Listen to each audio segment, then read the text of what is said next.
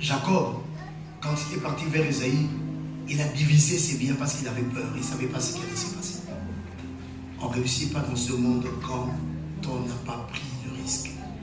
Le monde a ce caractère de vouloir nous présenter des choses comme dangereuses. Le monde nous présente des dangers. Le monde cache toujours ce qui est excellent, ce qui est bon. L'homme peureux ne peut pas réussir parce que c'est que le tableau que le monde nous présente, c'est un tableau seulement pour fuir. C'est un tableau pour ne pas essayer. Mais celui qui a réellement la loi de l'esprit et qui comprend qu'il doit peser sur la loi terrestre, il fait quoi? Il prend les risques. Et si tu prends les risques, alors Dieu va t'accompagner et tu réussiras. Je veux que tu dises à ton voisin, prends le risque. Dis-lui, prends le risque. La troisième loi, c'était la loi de la prévision. Ou la loi de la prudence. Quand Jacob est parti, il a dit, je mets le premier groupe devant. Si jamais Ésaü les bat, je vais protéger l'autre. Dans la stratégie, il y a toujours un plan B. Quand tu es en train de lancer quelque chose, prévois toujours au cas où ça ne se passait pas comme tu l'attendais. Il faut que tu aies ne fût-ce qu'une provision morale.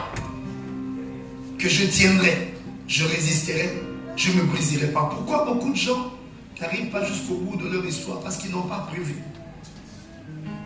Or, Dieu, des fois, nous amène dans le chemin de l'épreuve, dans le chemin des tests. Où parfois, ce que nous attendons, ce n'est pas ce qui s'est fait. Et parce que tu n'avais pas fait une provision en toi, ne fût-ce que spirituelle ou morale, tu te brises, tu te casses et tu abandonnes tout. Alléluia. Mais il faut à un moment donné arriver au point où tu dises, je me lance, advienne que pourra. Si ça marche, gloire à Dieu. Si ça ne marche pas, je tiendrai. Alléluia. Rien à perdre, alors tu as commencé à gagner. Quand quelqu'un s'est préparé, que ça marche ou que ça ne marche pas, je tiendrai. En ce moment-là, il a l'esprit du gagnant. Et plus rien ne peut l'arrêter. Il entre dans la véritable loi prophétique. Dieu, des fois, nous arrache des choses pour que nous sentions que nous n'avons plus rien à perdre.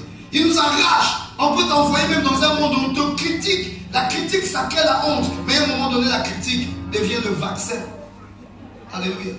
Et finalement, si on te critique, ça ne te dit plus rien. C'est dans ce moment-là que tu es devenu une vraie personne. Parce que tu vas faire des choses qui sont dans ton cœur. Tu n'as plus peur de ce que les gens disent. Je vais entendre quelqu'un très fort, les amis. Parce que par peur de critique, tu peux ne pas faire les choses dont tu es convaincu. Parce qu'il y a une chose qui nous engloutit toujours. Qu'en dira-t-on? Qu'est-ce que les hommes diront? Je suis convaincu, je dois le faire, mais parce que je vois que les hommes vont parler mal de ça, je fais. Et j'ai étouffé ma vie, j'ai tué ma vie. Et à un moment donné, Dieu lui-même, il nous prend, il nous jette dans le monde du Congo. Ça, on te critique tous les jours pendant 7 ans. On ne fait que te critiquer comme ça. La critique là entre et finalement, ça développe des anticritiques. Acclame le feu l'éternel. Tu n'as plus rien à perdre.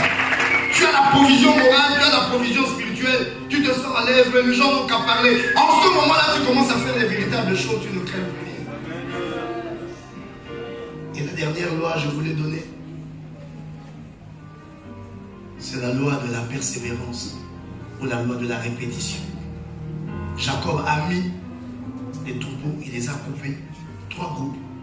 Il dit, vous allez d'abord. Si ça ne calme pas sa colère, le deuxième groupe viendra. Si ça ne calme pas, le troisième groupe viendra. Ça veut dire que dans la vie, on ne réussit pas toujours au premier coup. Beaucoup de gens arrêtent leur action parce qu'ils pensent que c'est au premier coup qu'on réussit. Je vous ai dit, si nous pouvons prendre les avions pour aller jusqu'en France, il y a des gens qui ont commencé avec cette histoire des avions. Il y a des avions qui n'ont volé que quelques mètres. Comme ça, il y a peine et ça s'est tombé. Il y en a qui ont explosé. Mais au fil de l'expérience, faisons encore. Tirons la leçon. Comprenons pourquoi ça ne s'est pas bien passé. Faisons encore, et puis encore, et puis encore. Dans la persévérance, dans la répétition, on finit par atteindre ce qu'on voulait avoir. Acclame la foi d'éternel. Je te dis que la terre se soumet à force de répétition. Quand tu fais, tu fais, tu fais. Et c'est pourquoi la science, qui est une loi terrestre, on dit de ça, la répétition est la mère des sciences. Alléluia. Fais encore. Si tu crois, fais encore. Ça n'a pas marché, fais encore. Ça a marché à moitié, fais encore. Fais encore jusqu'à ce que tu atteindras la perfection. Est-ce que quelqu'un peut acclamer le Seigneur? Laisse-moi te donner maintenant quelques paroles.